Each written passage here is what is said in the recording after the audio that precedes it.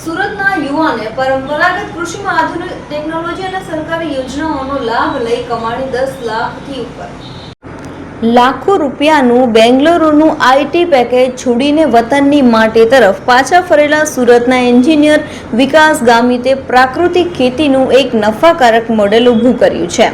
Chemical યુક્ત ખોરાકના જોખમો જોઈને 2019માં ગામડે પરત ફરેલા આ યુવાને પરંપરાગત કૃષિમાં આધુનિક ટેકનોલોજી અને સરકારી યોજનાઓનો એવો સમન્વય સાધ્યો કે આજે તેમની વાર્ષિક કમાણી 10 લાખ રૂપિયાને પાર પહોંચી ગઈ છે।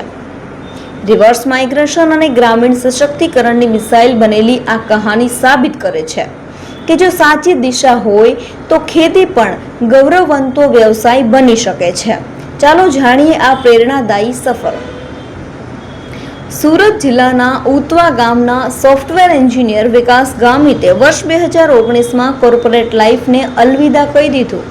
સમાજને ઝેર મુક્ત સાત્વિક અન્ન પૂરું પાડવાના શુદ્ધ વિચાર સાથે તેમણે પ્રકૃતિના શરણમાં આવીને રસાયણ મુક્ત ખેતીની શરૂઆત કરી।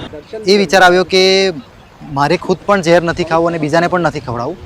એ વિચારથી મેં 2019થી પ્રાકૃતિક ખેતીની શરૂઆત કરી અને અત્યાર સુધી કરું છું અને એમાં મને સારી એવી સફળતા।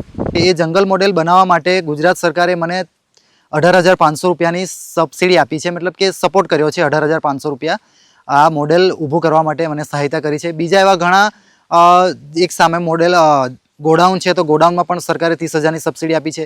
પછી એક પોલી હાઉસ છે, તો પોલી હાઉસમાં પણ અમને મતલબ કે પોલી હાઉસમાં પણ 2,70,000ની સબસિડી ગવર્મેન્ટે આપી છે અને ટૂંક સમયમાં જ મોટી સફળતા મેળવી। વિકાસે પોતાના ખેતરમાં જંગર મોડેલ અપનાવીને કોઈ પણ રાસાયણિક ખાતર વિના બારેમાસ ફળો અને શાકભાજીનું ઉત્પાદન શરૂ કર્યું, જેનાથી ઉત્પાદન ખર્ચ નહિવત થઈ ગયો અને જમીનની ફળદ્રુપતા પણ વધી।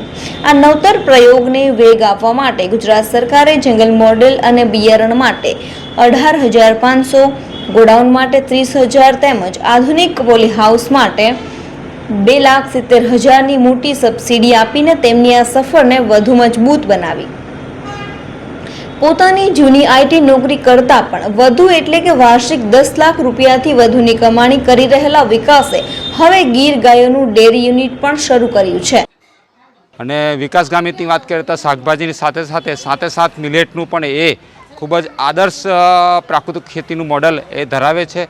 વિકાસ ગામિત એન્જિનિયર હોવા છતાં પણ અને યુવા હોવા છતાં પણ એક પ્રેરણારૂપ આપણે પ્રાકૃતિક ખેતી તરફ પડ્યા છે અને લોકોને એક આદર્શરૂપ યુવા ખેડૂત તરીકે પણ એમણે જિલ્લામાં નામના મેળવી છે। જેના શુદ્ધ દેશી ઘીની બ્રાન્ડ આજે બજારમાં ધૂમ મચાવી રહી છે।